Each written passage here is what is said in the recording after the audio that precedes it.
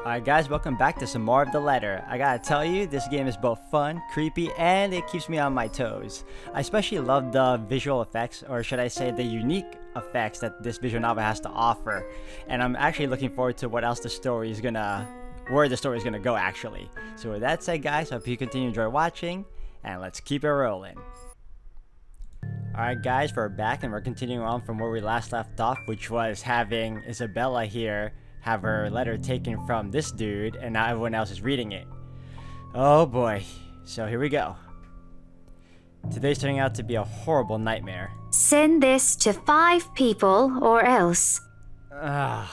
Well, that's interesting. Guys, I think we should listen to Bella first. Aren't you a few days early for Halloween? Ash waves the paper in front of me, giving me a fleeting glimpse of its contents. I don't need to see. I don't want to see. The letters, the words, every stroke written in blood is already embedded in my mind. Maybe I should have just thrown it away when I had the chance. That way. It's not a prank. It makes all of them stop. Even I am surprised with how steady my voice is. What did you say? This isn't a prank! I saw something! Hold on. Are we still talking about this paper? Or is it about the urban legend again? Both.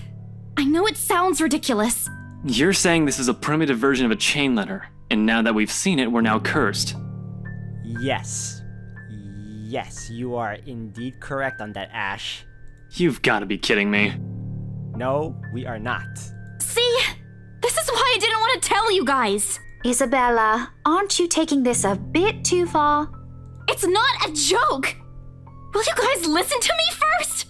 I saw something in the house earlier. It stood right in front of me. If I hadn't gotten away, that thing might have... Right. And in broad daylight, Isabella. Even someone gullible would find the logic in that screwed up. There's also no way in hell that this supernatural shit is true. But it's real! What do you think I saw? A hallucination? A delusion? Didn't you say you fell down some stairs? So maybe Rebecca's right. It happened after, when I was trying to get away. I almost got stuck in the same room with that thing. We're all in danger. I thought you were my friends. Why don't you believe me? Don't worry, Izzy. They'll believe you once everything comes into motion. They already read the chain letter. It's sadly gonna happen. We are, and you know that. But this thing and that thing has got nothing to do with the other. When Rose called earlier, I thought she's just exaggerating. But based on what I'm seeing right now, maybe it's better if we really postpone this for now. Man, I really feel bad for Isabella right now. Her friends are thinking she's crazy. I mean, I honestly can't blame them, but... we've seen this story before, and it never ends well. Don't bother. Without another word, I snatched the letter out of Ash's hand and stuffed it back in my bag with more force than necessary. I'm tired. I got cursed, saw a ghost, probably lost a sale, got kicked out of the open house I'm supposed to be hosting. My own friends won't believe me, and all of them think I'm crazy. To top it all off, there's a dull ache at the back of my head begging for a little attention. I can't afford to give right now. Honestly, there's only so much a person can take within a single day. I just want to go home, curl up in my bed, and never think about today. But before I can take a single step away from the group... Guys! Zach rarely ever raises his voice even when there's a point he wants to drive home, and hearing him take on that tone completely throws me off. Even Ash and Becca. Whatever harsh words yet to come out from the argument immediately die on our tongues. Why don't we all calm down first? I'm sure Isabella has her reasons too. No need to be hard on her. And hey, ain't this supposed to be a happy get-together? We haven't seen each other for months. I'd really love to know what y'all have been up to. I only ever get to talk to Bella over chat. Please. He has a point. Ash, for all his attempts to look cool and distant, has also been looking forward to this. He even took the time to call this morning for a reminder. He never does that. Becca too. I'm pretty sure that's another reason why she got out of bed today. Yet, despite Zach's attempts to line things up or Ash's and Becca's acquiescing gestures, the tightness in my chest remains. Well, I gotta give it to Zach. At the very least, he's trying to mediate. I should have just kept it to myself, or at least went with the idea that it's a prank. If I did, things might not have turned out the way they had. No sour mood, no bad vibes. Careless. So careless. Maybe leaving is a better decision for all of us. Well, I mean, we all came here already. We may as well see the movie. For Zach, at the very least. We're in. Let's do it. Any other day, I'd excuse myself and go straight home. But this is something special to Zach. Something he worked so hard to bring to life. I should know better. Yeah, and I mean, it's already too late anyway. They all read the damn letters, so not much else we can do about that. I might be having a bad day, but being with the few people I care about far outweighs the idea of spending the rest of the day throwing a tantrum alone in my room. And what if that thing in the attic follows me home? That's true too. Better be with company than alone. I don't want to be left with my thoughts either. I can still see it whenever I close my eyes. And maybe if I stay, let our heads cool down first before telling them what happened, they'll listen to me. There's nothing you can't solve with a calm head. One step at a time, Isabella. That's what Mama used to tell me. Besides, I don't have the heart to ditch Zach.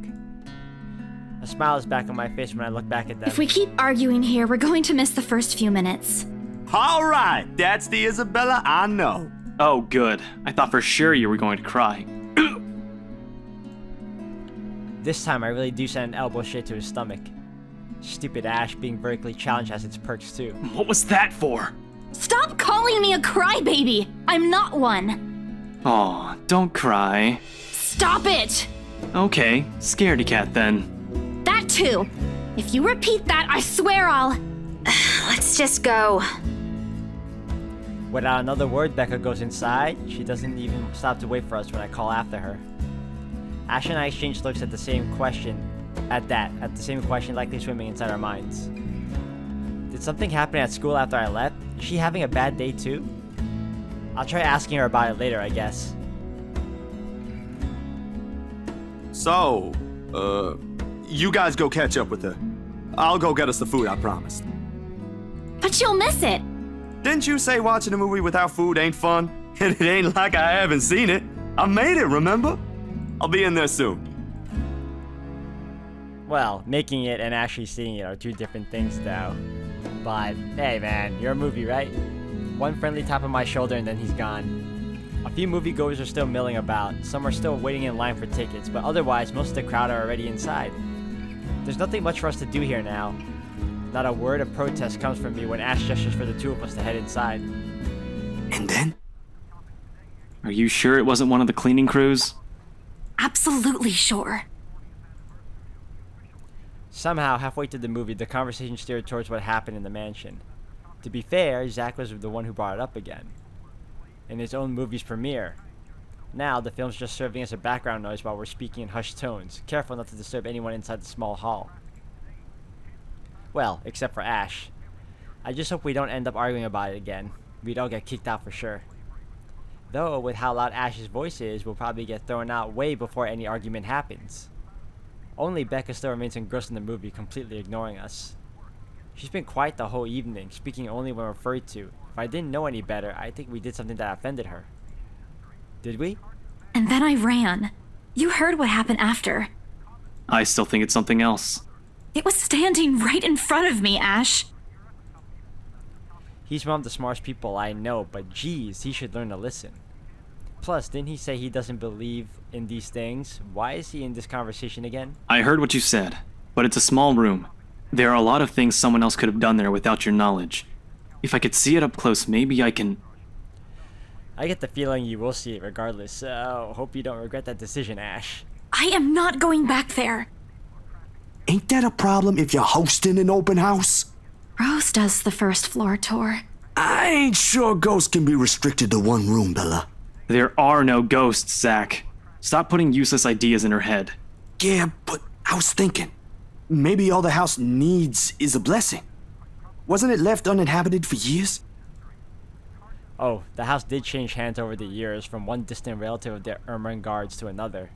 Almost had trouble pronouncing that again. None of them bothered to live in it though, and it remained that way up until its current owners decided to sell it. Why didn't I think of that? I didn't peg you as the religious type, Zach. Nothing like that, Ash. Who knows, though? It might bring something positive to the place. That's not a bad idea. I just don't know where I could find someone. You're not seriously considering his suggestion, are you? Do you have a better idea? I know where. I could contact him for you if you want. You'd do that? Or we can find you a psychologist instead. There are very few times in my life when I wish my glowers can kill. This is one of those. Ash, that is not a very appropriate thing to say right now. No, wait, that's not what I meant. Ethnographer. I meant ethnographer. This guy's a psychologist too, of course, if you... Ashton, if you don't stop... Rebecca knows the guy I'm talking about too. She can vouch for him. Becca tears her eyes away from the screen at the mention of her name. Huh? What? Oh, are you talking about Professor Andrew? He used to work with my parents at the university. Can you guys keep it down? Sorry, the scaredy cat here mentioned curses. Not that I'm saying this is one, but talking to him is a better solution for me than getting a random priest to bless an old house. He'll even help you figure things out, teach you a couple things, and probably put your fears to rest since this looks to be bothering you a lot. Ash might be right too. However, what Zach suggested is something I'm more familiar with. Granted, they don't believe me. They're only giving me these suggestions to put my mind at ease, but it's better than being ignored or being laughed at. I can take comfort in knowing they're willing to hear me out. So, what do you think? It's your call. We'll go with whatever you want. I don't know. Who should I meet? Alright, so normally, I'm more accustomed to the whole blessing routine just because it's, I don't want to say it's more practical, but it's what I've been taught to believe. Meeting with the professor is the more logical solution because at the very least they'll try to ease her worries, but at the end of the day I feel like meeting with the priest is more convenient. Also, we're dealing with the supernatural. I don't think the professor is gonna help. This might not be any hallucination at all. Oh, it's a toughie either way. We're going with Zach's idea. I'll think about it.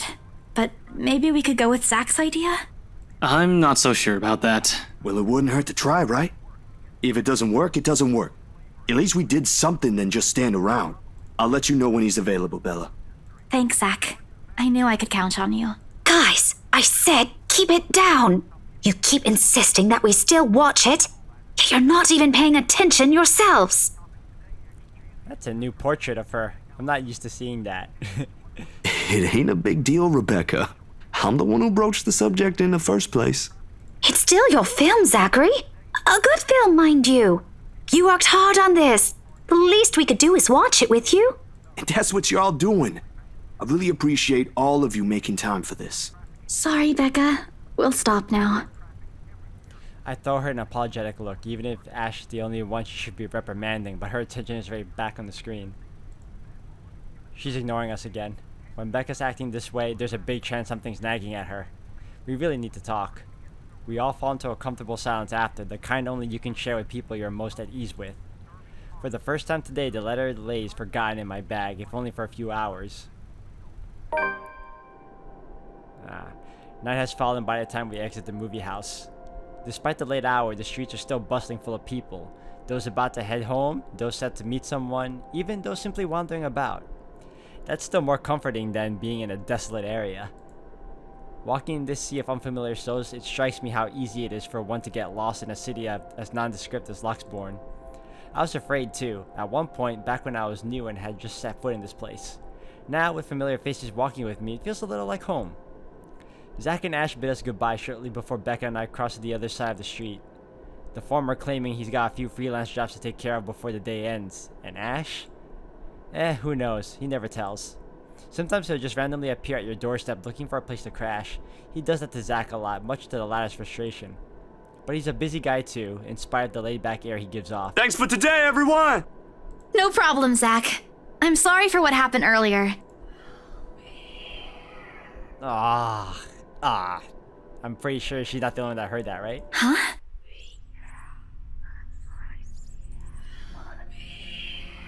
Oh, that's just creepy. A sensation. Cold, sickening, drowning. My chest tightening, breathing becoming labored. I can taste blood in my mouth, the edges of my vision blurs. In the distance, amidst the countless nameless people going about their lives, a voice reaches out to me. Pleading even as I clench my eyes tight and clasp my hands over my ears. Whispering and whispering and whispering. Calling out. No, not me. Somebody. Isabella? Earth to Isabella? At her voice, the whole world suddenly snaps into place. The murmur's gone. When I open my eyes, Becca raises an eyebrow at me in question. Weren't you listening? Are you coming with me? Oh, yeah. Just, okay. Sorry, I spaced out. You always do that. I follow her without complaint, but not before sneaking a glance to the far end of the street, where the voice came from, where another set of eyes might be staring at me. Nothing. There are only Zach and Ash watching over us as we head back to where Becca parked her car. If I'm expected to see something or someone there, I try not to let it show. Try not to think of the tiny pinpricks of fear crawling at the pit of my stomach. See you guys some other time. Yeah, see ya. Another glance, and with a final wave, we go off our own ways. I don't know what I saw. I don't know what I heard. I don't want to know. And if this is what would help me sleep tonight, what would give back the normalcy in my life, then so be it. The darkness closes around me, grasping, pulling, engulfing me. The ground caves in, and without warning, I'm falling. My eyes snap open. For an instant, it doesn't immediately register where I am. Both my back and shoulders ache after I've fallen asleep, all hunched up the night before.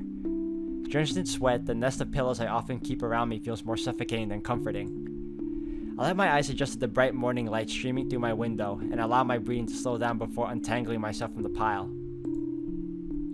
I haven't had a single dream since coming to Luxborn, or at least none I can recall having. It's a shame because they used to be so vivid. Not that crazy vivid, but the more pleasant kind I'll tell my siblings about. Maybe it's just the stress of living alone. The knowledge that I'll always wake up in an empty apartment with no one to tell stories to. What time is it? Habit forces me to look over at the clock, even with the soreness weighing heavily on my shoulders and the compulsion to never leave my bed for the day. Look at all that cup of ramen there. Like, damn. In a heartbeat, I'm up. Oh man, of all the times to oversleep. Towel? Where's my towel? Admittedly, it's a weekend. That's an unspoken rule that entitles me to extra hours of sleep. But if Rose didn't kill me yesterday, she sure as hell will now. And right after what happened. Oh Lord, one box of donuts as peace offering won't be enough the second time around. Grabbing my towel, I'm already a few short steps away from the bathroom when a muffling ringing breaks out from my bag. There's a moment of indecision at first, my mind conflicted whether I should just ignore or answer it. But what if it's Rose? Or worse, our boss? Ah, sheesh. In the end, the rational part of my brain wins out. The letter from yesterday peeks out when I pulled the device out. Just the sight of it is enough to put me in a foul mood, and it takes every force of will for me to ignore it in favor of answering the call. The caller ID reads Mama. Huh? It's around 4:45 p.m. in the Philippines right now. Wow, she's Philippine too. That's pretty cool. That's an unusual time for them to call. Usually it's around noontime here and I'm the one calling, not the other way around. Better for them to use that money on something else than an international call. Regardless, in the most cheerful tone I can gather. Hello? Hello? Grace? How are you? Mama! I'm doing okay. How are you guys over there?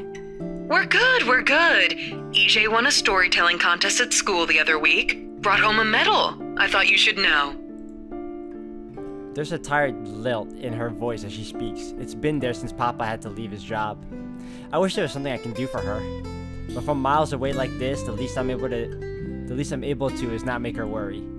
If only my older brother would actually lend her a hand, but Lord knows if that'll ever happen. Odds are, Kuya Jordan's already out drinking right now. Oh, they even put, that's cool. Oh man.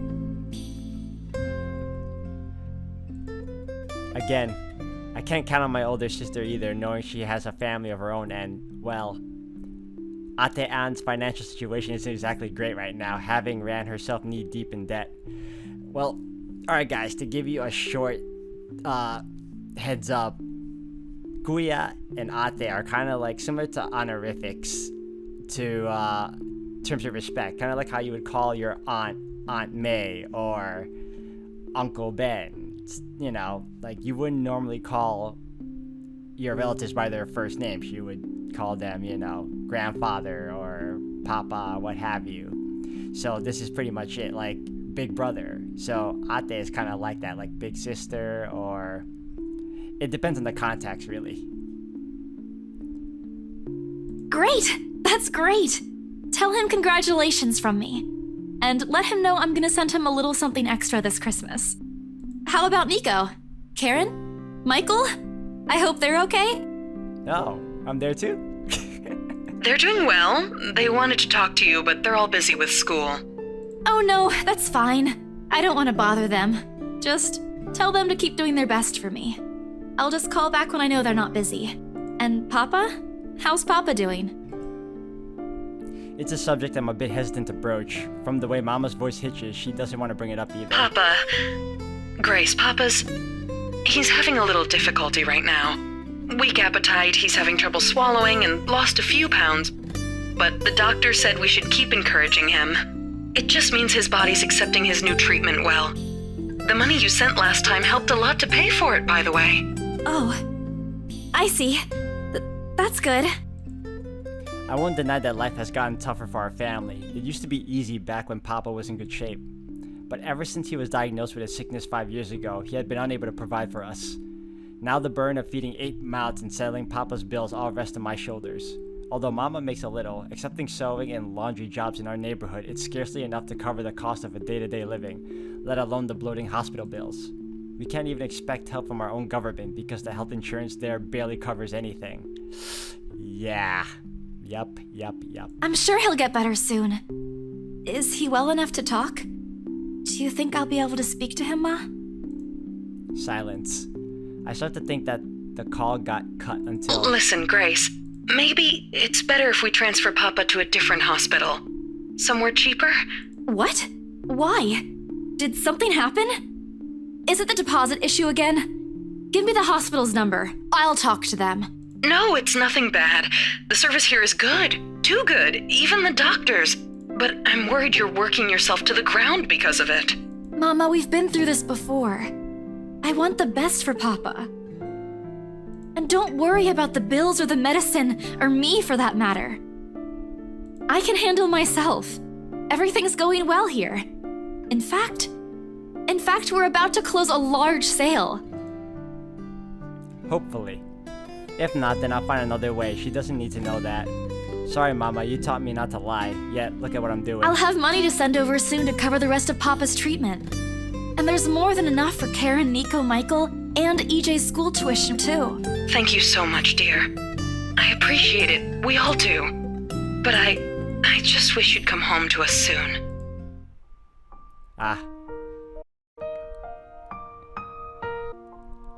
When are you coming home? EJ, the youngest, used to be the only person asking me that. How do you respond to a question you don't have a definite answer to? 5 years later and I still can't give them a straight one. I smiled though, Mama can't see it. I fight to keep my lips from quivering, my voice from shaking. She's got enough on her plate as it is. No need to weigh her down with unnecessary concerns. Promise me you'll be there to welcome me when I do, okay? Of course. I'm sorry, Grace. I need to take this for a while.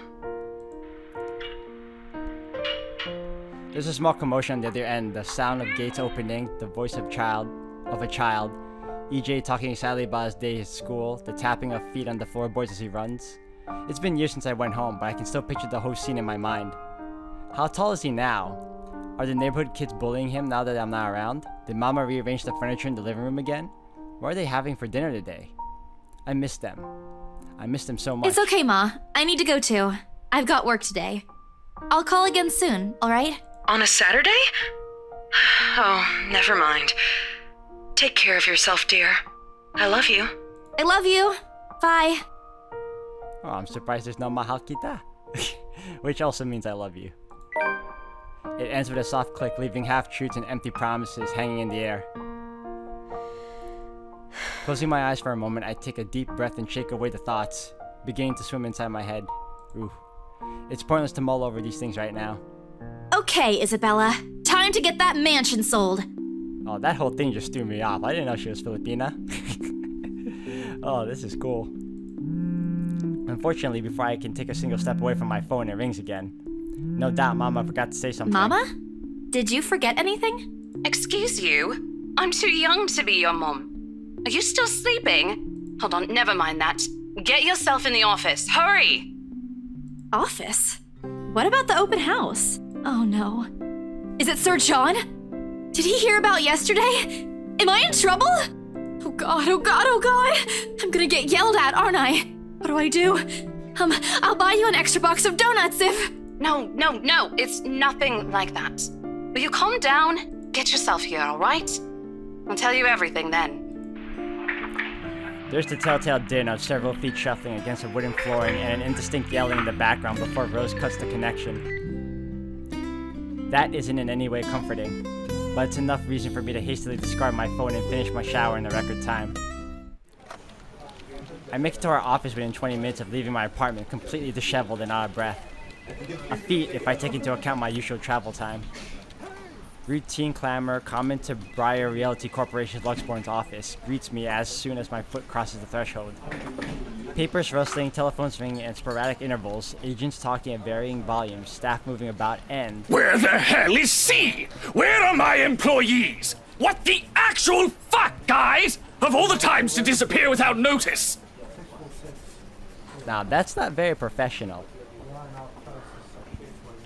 My boss's words turn muffled as someone else closes the door to his office, likely the work of our HR manager. Throughout the past week, he's been in a bad mood over a few employees who have failed to report to work. I hear they're still trying to get a hold of him, but to no avail. The result is half their workload have been shifted to all available staff so as to not lose clients. Not that I mind the extra work. If anything, it means I'll have more to send to my family back home. Although the rumors of a branch closure circulating because of this is indeed a bit worrisome. My bag barely touches the top of my table and Rose pulls me aside. Here, I need you to help me with these papers. If you could also get these signed and photocopied before lunch today, that would be great. One after another, she thrusts a bunch of paperwork in my hands without explanation. A page flutters away from the top of the pile, and I lean down to pick it up, my eyes scanning the top of the page as I straighten. A purchase and a sale agreement. Rose simply gestures her thumb in the direction of our visitor lounge, when I tilt my head in question. There, seated on the sofa, looking completely out of place in a humbly decorated room, is the same couple from the day before. The Wrights. Something bubbles up in my throat. Their presence in the office can only mean one thing. They're buying it? We got a deal? She swats at my hand, tugging her sleeve, although her eyes are alight with something akin to joy. She wants this sale to happen as much as I do, and now that it's here, the deal needs to be closed. The documents need to be signed still, but the relation is there. Along with a foreboding feeling I can't quite pinpoint. I had to do a little damage control, but they're already interested in acquiring the property, even before they attended the open house. I mean, isn't it obvious? They already hired an interior designer. I've never seen a buyer as aggressive as Madam Wright. She didn't even try to negotiate a lower rate. One at a time, Rose. I can't process everything you're saying at once. What do you mean? They're paying 15% higher than the listing price, as long as we get the paperwork done as soon as possible. I think if we allow it, they'll be paying up front, too. Even with that urban legend? Rose nods. Oh, I was so sure we lost the sale after yesterday. Don't look so surprised. We still have to conduct some last few checks before we completely hand it over to them. Please. I'll happily do the paperwork duty, Rose. I'll even go to the land registry myself and make sure the property changes hands with every single legal blessing. Don't they have better things to spend money on? I'd haggle it down to the lowest possible price if I were in their place, especially with the stories attached to it. Not that my opinion matters one bit here. We're just their agents who are going to receive the hefty commission after all. Nothing more. Rose gives me a pat on the shoulder, signaling that she's heading back to them, and an unspoken instruction for me to follow after I'm done. It doesn't take me long to finish what work she left me. In fact, having our boss sign the agreement is the easiest, since it has put him in a better mood to the entire office relief. Ma'am Hannah calls me over the moment she notices my presence at the lounge door. She welcomes me with a bright smile, her movements more open than what one would typically expect from a passing client to have. Oh, Isabel! How are you feeling? You looked awfully dreadful yesterday. Isabella, I'm fine now, ma'am. I appreciate your concern. I really don't understand why they can't get my name right. It's a fairly common name. It shouldn't be too hard to remember. Regardless, I hand them their copy of the agreement. Wonderful. Your team works unbelievably fast. Ma'am Hannah skims through each of them with a scrutinizing eye, checking every page for any inconsistencies and errors. Despite the unassuming impression she gives off, she appears fully aware of what to look for and the process contracts like these undergo. It is surprising to be quite honest. I haven't pegged her for someone who is well versed in these things, yet here she is. She knows some of it to her husband. She shows some of it to her husband, and he responds with the same passive interest as if he's more than happy to leave everything to her. I can't tell if it is purely because he believes she's capable enough, doesn't care about what they are buying, or he simply finds paperwork tedious. Apparently satisfied with what she's seen, Ma'am Hannah clasps her hands together before extending it to us for a shake. Rose and I release the breath we've been holding, both of us more than happy to return the gesture. That settles it then? Are you really sure about this property, ma'am? We could easily find you a bigger one among our current listings. Something with a modern touch? Something not haunted, perhaps? Rose shoots me a warning glance that clearly says, "Don't make a scene, we're almost there." Of course, why wouldn't I be? The house is absolutely perfect, isn't it, darling? A helipad would still be a nice addition. Yes, well, we'll get there eventually, love. As I was saying, if your partner had the documents yesterday, we would have bought it right there immediately. Shame she didn't have it. Well, there's still a few necessary documents we need you to sign after, but we'll let you know once we have those finalized. We'll be handling the process for the rest, so don't worry about it, ma'am. Within a week, I hope. We still have a housewarming party to plan, after all.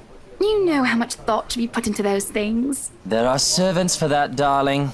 Love, wouldn't it be better if we handle it ourselves? A personal touch of sorts. It is our housewarming party and our new home. No more than a week, ma'am. Barring unexpected delay, of course. You can leave it to us. Excellent. Well then, I'll leave you two to it. It's been a pleasure doing business with you. Oh, and before we forget... She discreetly folds something into both our hands and winks, a finger raised to her lips, demanding our silence. I know both of you worked hard on getting us this beautiful mansion. Ah, a little extra. Did I mention we reward our people generously? But this is... Ma'am, I can't accept this. I can. Don't you worry, darling. It's a small thing coming from us. Consider this your bonus for a job well done. She smiles sweetly like this is simply the most normal thing to do in the world. Oh, before I forget, my lovely interior designer would appreciate it if you hand her a copy of the floor plan as soon as possible. She's dying to work on the house. You can do that, yes? Here's her contact. This Hannah woman is up to something. I don't know what, but she's too determined to get this mansion, and I don't understand why that is. But we'll soon find out. Certainly, ma'am. We'll have it processed as soon as possible. I knew I could count on you, lovelies. I hope to see you two soon so we can get this closed. Just like that, transaction over and done with. My mind's still reeling even after they've left. Other agents would kill to have clients like them. A part of me feels lucky about the fact, no lengthy negotiations, no sudden change of minds, just talk, signatures, a few handshakes here and there, and we're done. The other part? A second ago, we sold a haunted property to two innocent clients. Sure, the commission's big, but big enough to continue funding Papa's treatment and hospitalization? Big enough to pay for all 4 of my younger siblings' schooling? Heck, it'll keep me away from the instant noodle diet for months. I don't have to go back to the mansion as well once the deal has been closed, much to my sanity's relief. But knowing that something's in there, and we gave it to good people despite that, well, I wouldn't go so far as to say they're good people, but, Oh, Isabella, things you do to sell a house and get money. Papa won't be happy with that. At least I have good news to tell the next time I call home. The little lie I told Mama this morning isn't a lie anymore. Well, there's something. So how does it feel? How does what feel? Your first big multi-million pound sale, silly. I know you've been with us for years, but this has got to be memorable for you. Memorable is an understatement, Rose. Come on, show some enthusiasm. They gave us a bonus, too, aside from the commission and the other bonus boss promised. What are you gonna do with it? I don't know. Send it home, probably? All of it? Not everything, of course. Most of it. I'll leave some for my living expenses. Listen here, Isabella. I'll teach you something I should have told you before we ended your training. She slings an arm over my shoulders and leans in closer to my ear as though she's about to share a big secret. It's okay to celebrate from time to time. I don't get it. It's simple. Go out, do something for yourself. Throw a party and treat your friends to free food. Didn't you say the last one's some sort of tradition back at home for you? Oh, she's not wrong about that. Apparently on our birthdays, we're the ones that have to treat our friends and family to wherever. It's... I don't understand it, but it is what it is. Hello, this is practically a done deal. Isn't throwing a party a bit excessive? Your call. I won't say no to an invitation, by the way, in case you really are planning to throw one. A few drinks would be nice too, thank you very much. I don't think my apartment's big enough for that. You could always move? Bloody hell, you're working in real estate. I think I'll pass. That's too much of an unnecessary expense for me. But I did promise Becca free lunch in case the sale goes well. You go do that. Hold on a sec. She quickly removes herself from me to answer the phone on her desk. Her tone shifts from playful to professional in the span of a few seconds. Today? Not a problem, ma'am. I could bring you a copy of the contract if... Must be another client. Nothing surprising there. She's one of BRC's top agents no matter how modest she appears. A saleswoman through and through. I, on the other hand, have very little knack for it. Of course, I learned eventually. I had to. But someone else will, without a doubt, do a better job. Once, though, in a drunken stupor, Rose told me a story of what could have been. Years ago, wide-eyed, young, and brimming with yet-to-be-fulfilled dreams and ambitions, she was a term or two away from a nursing degree. Out of courtesy, I never pressed on the matter further. But perhaps it's where the sense of fondness started. A small connection due to one similar experience in our respective lives, of goals we both let pass us by because of the circumstances we're in. I'd be happy to discuss this over tea, ma'am. All right, I'll be there. Thank you. New client? Reassigned. Have you heard from Mark at all? Not since the first visit to the mansion. Why? No news from the HR yet? None at all. Boss thinks he ran away. I doubt it, though. He's too much of a wimp for that. There must be another reason. Who knows? Anyway, I've got to meet this one. I'll see you later. She throws a wave over her shoulder as she rushes out the office. The lunchtime bell sounds shortly after, followed by the chatter of fellow agents also heading out for a much-needed break. Ordinarily, there's no need for me to go out. But oversleeping didn't allow me the luxury of packing my own lunch today. If one considers taking an instant noodle cup from my pantry packing your lunch. Time to make good on the promise I made to Becca, I suppose. Maybe invite Zach and Ash too. In the end, only Becca and Zach could come.